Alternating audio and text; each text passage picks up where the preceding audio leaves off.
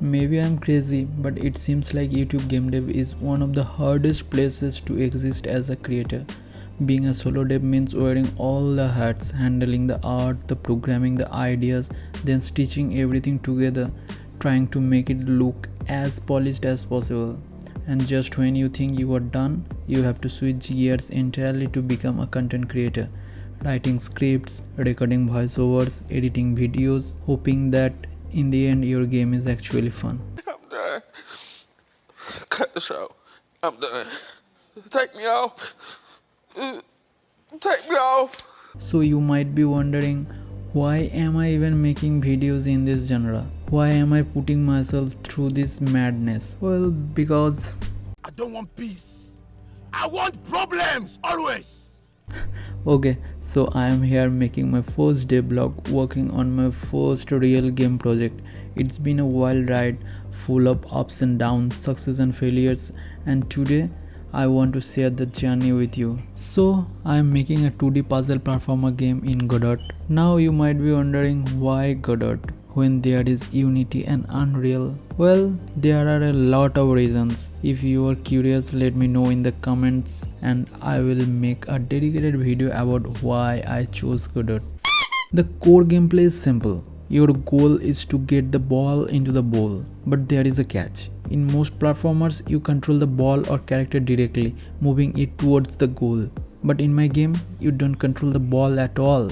Instead, you manipulate the environment by rotating platform shapes, guiding the ball towards the bowl in creative and challenging ways. Over the past few weeks, I have been working on the game's art. I decided to go with pixel art. Why pixel art? Well, for now I am not that great at regular digital art, so I figured pixel art would be easier to learn and implement. So why not, right? After that, I moved on to the game design. Initially, I placed the platforms directly in the tile map within the main game scene, but then I realized it would be much better to create separate scenes for the platforms, making everything more modular and easier to manage. And then came my favorite part, programming the game. Of course, game development isn't a smooth sailing. I made some hilarious mistakes and ran into some absolutely ridiculous bugs. Helicopter.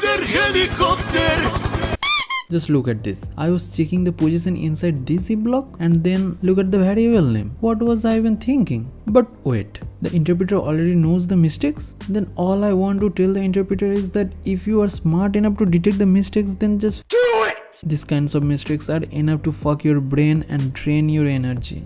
But after nearly pulling my hair out and using 100% of my debugging knowledge, I finally managed to fix it. So what's next? Well, I'll be working on adding some eye-catching backgrounds and updating the platform art. Right now this is just a prototype, but I plan to completely overhaul the visuals to create a more polished and engaging look. Since this will be a level-based game, I will also be adding more levels, and for the platform rotation, I am experimenting with new mechanics to make it feel more intuitive and fun. Well, what do you think? If you have any ideas or suggestions, let me know in the comments or feel free to DM me on my socials. Links are in the description. So that's all for this devlog. If you enjoyed the video, don't forget to like, share, Subscribe to the channel. I will be posting more updates soon. Thanks for watching and I will see you in the next video.